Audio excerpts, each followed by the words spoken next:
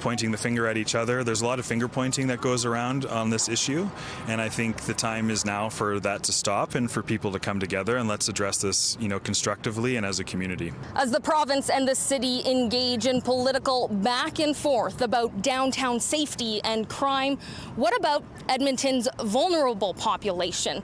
Their numbers have grown during the pandemic. Folks that are experiencing homelessness are victimized on a regular basis, and they're the ones who are most at risk to that kind of violence. Crime impacts the homeless population, and the executive director of Boyle Street Community Services says many of their members are also looking for a place to feel safe. Frankly, there's just not places for people to go. So you think about almost 3,000 people who are experiencing homelessness.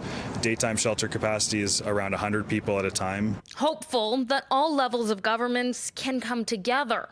Casting blame and demanding solutions is not realistic. Political scientist Lori Williams has trouble seeing how Thursday's announcement from the Justice Minister does anything other than create animosity between the city and the province. This clearly is a distraction, is meant to call attention away from some of the questions that are swirling around the UCP government, and it's meant to make it look like they are doing something about a very real concern. But back at Boyle Street, I think there's a false dichotomy being presented that it's either all police or no police. Noting how the biggest issue they are seeing is the fallout from the COVID-19 pandemic, a mental health crisis unlike anything they've ever witnessed. And so people who are not able to access those supports or the supports that are out there frankly aren't appropriate for the level of complexity that people are facing.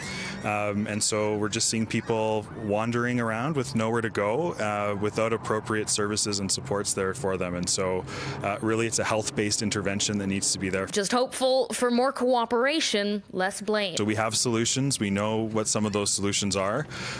We just need to come together as a community and make that happen. In Edmonton, Carly Robinson, City News.